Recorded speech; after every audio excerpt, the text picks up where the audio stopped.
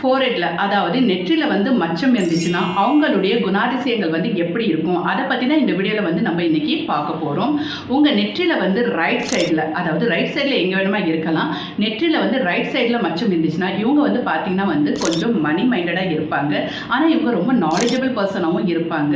இவங்க வந்து எப்போவுமே வந்து தன்னுடைய பிஸ்னஸை வந்து எப்படி டெவலப் பண்ணணும் அப்படி திங்க் பண்ணக்கூடியவங்களாகவே இருப்பாங்க. இவங்க வந்து பார்த்தீங்கன்னா வந்து இவங்களுக்கு எங்கே பெனிஃபிட் வந்து ரொம்ப அதிகமாக கிடைக்குதோ, ப்ராஃபிட் எங்கே அதிகமாக கிடைக்குதோ அங்கே தான் இவங்க வந்து அதிகமாக வந்து போவாங்க. நெக்ஸ்ட் வந்து பார்த்தீங்கன்னா வந்து உங்கள் லெஃப்ட் சைடில் மச்சம் இருந்துச்சுன்னா இவங்க வந்து ரொம்ப ரொம்ப லக்கியான பர்சனுங்க. இவங்களுக்கு பார்த்தீங்கன்னா வந்து ஆசைகள் வந்து ரொம்ப அதிகமாக இருக்கும். வீடு வாங்கணும், கார் வாங்கணும், அந்த மாதிரி ஆசைகள் வந்து ரொம்ப அதிகமாக இருக்கும். ஆனால் அந்த ஆசைகள் பின்னாடி வந்து இவங்க வந்து ஓட மாட்டாங்க, பொறுமையாக இருப்பாங்க.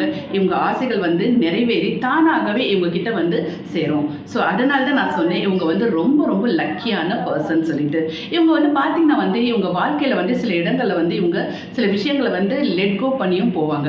அதனால இவங்க வாழ்க்கையில் வந்து அதிகமாக டென்ஷனும் வந்து இருக்காது. ஸோ உங்கள் வீட்டில் இல்லைன்னா உங்கள் ஃப்ரெண்ட்ஸுக்கு யாருக்காவது வந்து ஃபோர்ஹெட்டில் வந்து மச்சம் இருந்துச்சுன்னா கண்டிப்பாக இந்த வீடியோ வந்து ஷேர் பண்ணுங்கள். இதே மாதிரி நிறைய இன்ட்ரெஸ்டிங்கான விஷயங்களை வந்து நீங்கள் தெரிஞ்சுக்கணுன்னா கண்டிப்பாக என்னுடைய சேனல் ஸ்ட்ரென்த் ஆஃப் தி லைஃப்பை வந்து சப்ஸ்கிரைப் பண்ணிக்கோங்க, லைக் பண்ணுங்கள், ஷேர் பண்ணுங்கள். வணக்கம்.